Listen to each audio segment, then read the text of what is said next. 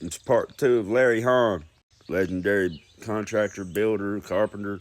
This guy can do it all, man, and he does it legit. What's crazy is this guy was filming these videos like we're doing today in 1992, man, and doing voiceovers.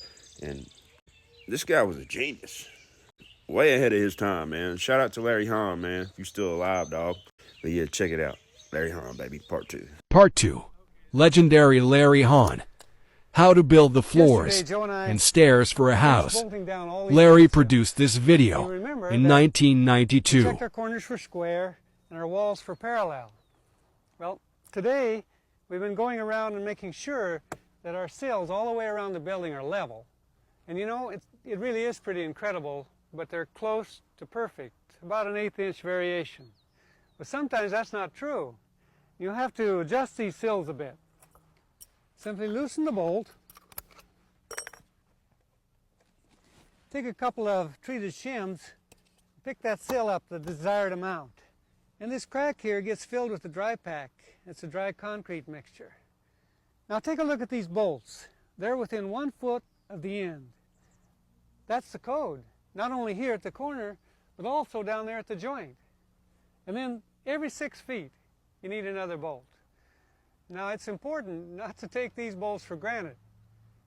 They're what keep your house where you want it to be, on the foundation. The next thing I need to do is cut out for the girders that'll go in these pockets left here in the blockwork.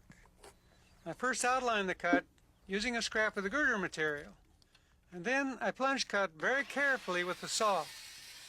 Plunge cuts can be made safely with both hands on the saw. One hand controls the switch, the other hand momentarily lifts the guard. It always helps to have 2 people working. In this case, Joe's going around marking all the girder pockets, and then I work my way around cutting them out. Here we're building over a crawl space, so Joe's stretching a dry line tightly across the building from girder pocket to girder pocket.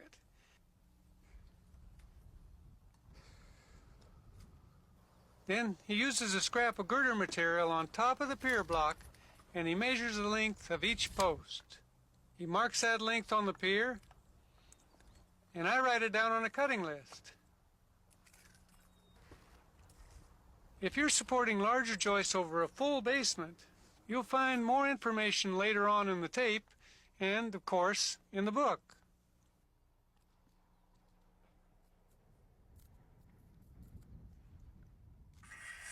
With this cutting list, I can cut the treated 4x4s to length. One of the most efficient tools we have for cutting posts is a radial arm saw, but we don't have one on this job. So we'll be showing you several other tools. Here I mark the length on each post, and then I cross it off my cutting list.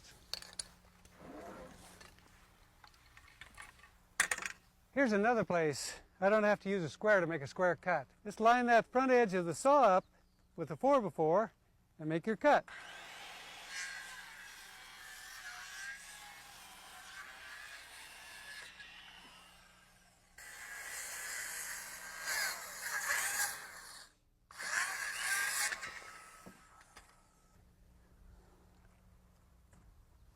There are other saws you can use to cut this 4x material. Here's one.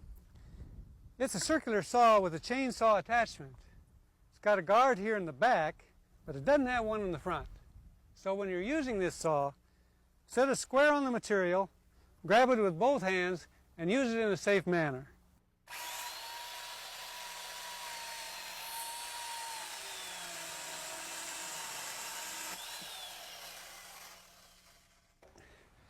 And here's another saw we use to cut heavier stock.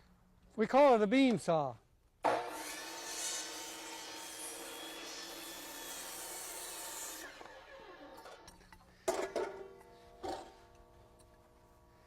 And then, if you have a power outage, there's no electricity left in the world, and your electric generator won't work, grab the old handsaw and go for it.